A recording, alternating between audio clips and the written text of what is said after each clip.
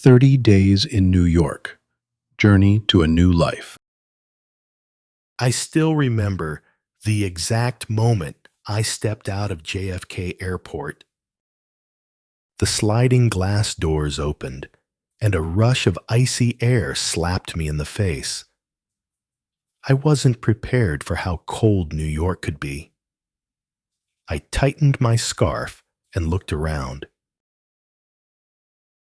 The streets outside were alive yellow taxis racing by, people shouting into their phones, luggage wheels rattling across the pavement. For a moment, I just stood there, breathing in the smell of coffee, exhaust fumes, and something fried from a food cart nearby. This is it, I thought. This is the city I've dreamed about for years. But dreams don't pay for hotel rooms. And right now, I had no job, no friends, and only enough money to survive for maybe a month. I dragged my suitcase to a small hotel in Queens. The receptionist, a young woman with curly hair, spoke so fast I could barely keep up. Check in? Sure. Can I have your ID and a credit card? She said. I handed them over with a nervous smile. She slid a room key toward me without looking away from her computer. Room 402. The elevator groaned on the way up, as if complaining about my heavy suitcase.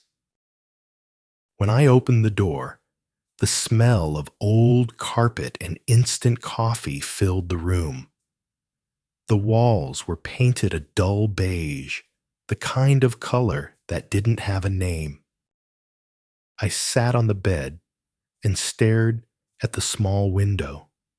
Outside, I could see the rooftops of other buildings, chimneys puffing out thin trails of smoke.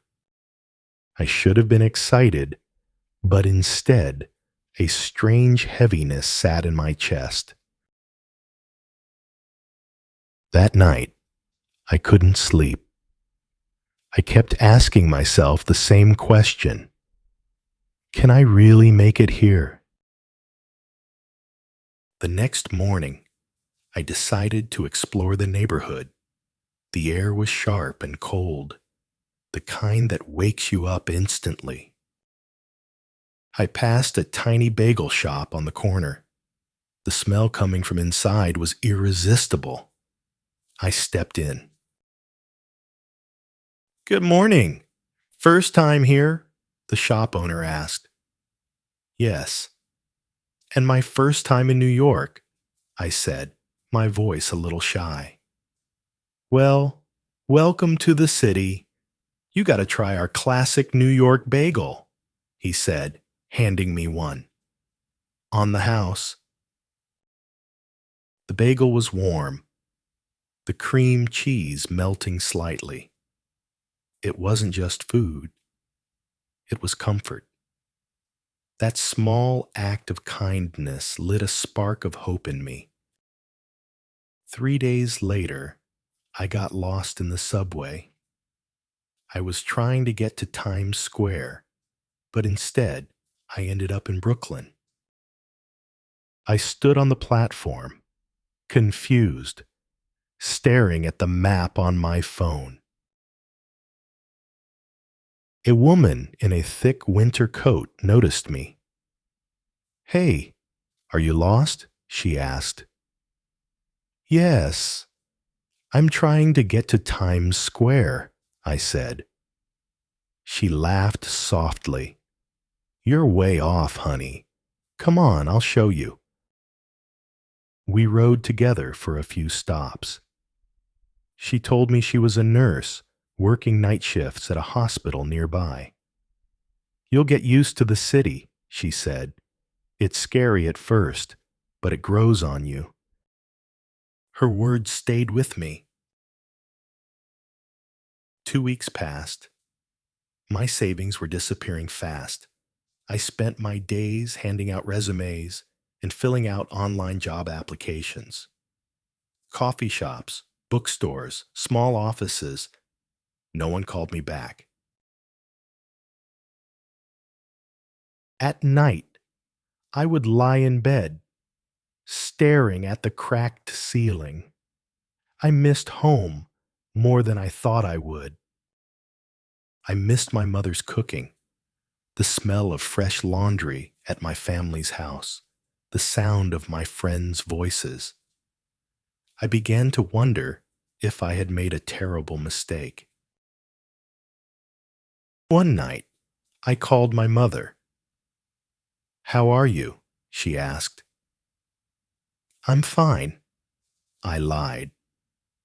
"Are you eating well?" "Yes," I lied again. The truth was, I had been living on instant noodles and whatever was cheapest at the grocery store.